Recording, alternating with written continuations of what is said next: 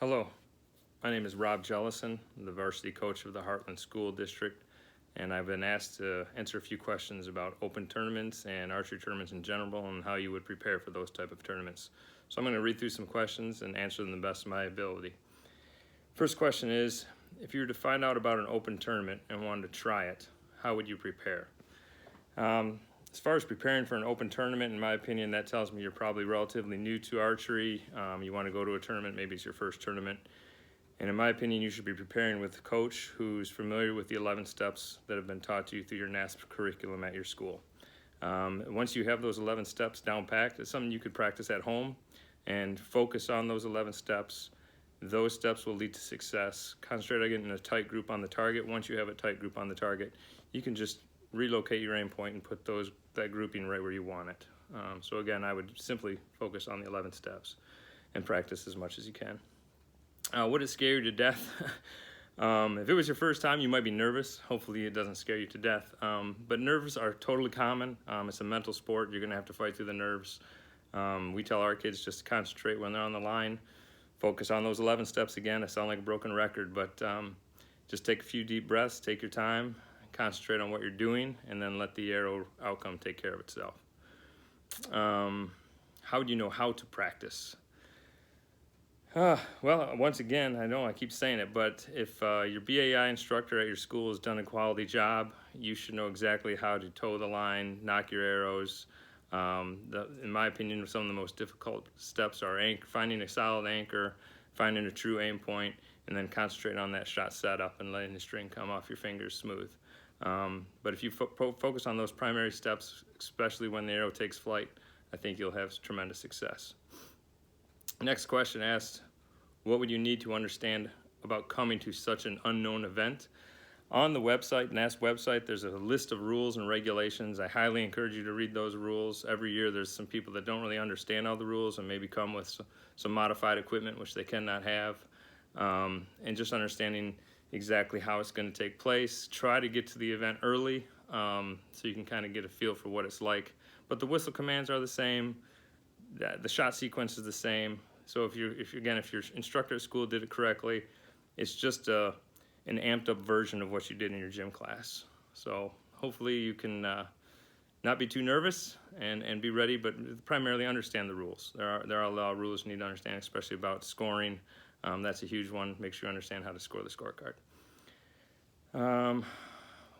Who could help you prepare? Obviously your coach at school. Your teacher who's taught you the BAI should know the rules. If you have other volunteered archery instructors who've been certified through NASP, they also should know the rules. Can you work with an outside coach? Absolutely. As far as helping you prepare for a tournament, maybe they have some advice, but remind them that it is NASP and you're going to have to stick with the rules from NASP. So maybe if you're working with a different type of coach, give them a copy of the rules, make sure they understand those rules, and then hopefully they can help you as well. Even as excited as you might be, who would you rely on to know how to get ready? If you're from a district that has participated in NASP from a while and you're new, I would suggest talking to some of the kids in your district who have shot in previous years. They can give you a lot of heads up on making sure what you bring, making sure you have all the materials that you're going to need, all the equipment you're going to need, what to expect. That can take some of the pressure off of you in the long run. And obviously your coach, if your coach has been there before or your teacher's been there before, fantastic. And if not, again, I can't encourage it enough. Parents, get your archer down there early so they can take it all in before they have to shoot their flight. How would some of the best NASP coaches, that's not a question, never mind. Well, how do you sign up? So, you know, the open tournament is brand new to me as well. It's something new this year. I'm assuming there will be a few days that are open for the open archers. You'll go to the NASP website. That's the best thing is the NASP tournament website. Click on it. They'll have a open national event icon. You should be able to click on that. It'll tell you when you can register, how you can register. It's very simple. We register all of our archers in a matter of minutes because you can kind of get everything in the computer system in advance, and then when the day comes to actually register, it's literally just a few clicks of the button. You will have to probably have help from your teacher who's the certified BIA to help you with this because you may need a BAI number, and that's something they can do for you. What would you need to know about attending a tournament as an individual or group? So basically, as an individual, this sounds like this event's going to be open to everyone on a first come, first serve. So if you come in as an individual, have your teacher register you. That should be weeks in advance of the actual tournament. But then think about getting down there at least a day ahead of time.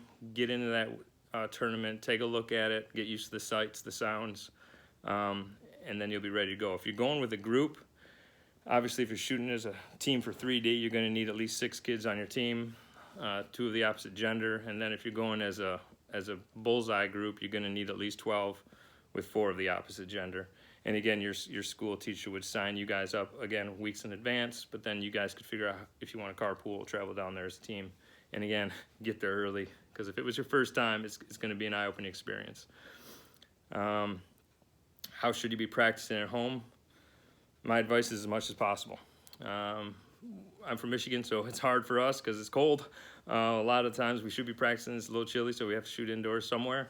But if you're from a warmer state, obviously take advantage of shooting in your yard. Get used to shooting as much as possible, and then obviously practice as much as you can indoors, because once you get to the tournament, it is an indoor event. What kind of practice should you keep? I would keep a journal, a schedule. Set a goal for yourself. How many arrows per day do you want to try to practice? Get in for your practice flights. If you're having an off day, just stop shooting. Don't create bad habits. But if it feels good, shoot a few extra rounds that day. But practice as much as you can. That's what we encourage our kids to do. What can I learn? Or where can you learn about SCORE? Obviously, on the website, there's a tab. If you go to resources, there's a tab where you can print off a copy of an actual NASP scorecard. And then there's an actual link that you can click on that shows 2 kids scoring the target face together with 10 arrows in there. And it's very, very important that you follow those steps and procedures, because if you don't know what you're doing, it will actually slow the process down at an actual tournament, and you'll be nervous. And that's when you're nervous, that's when mistakes are made.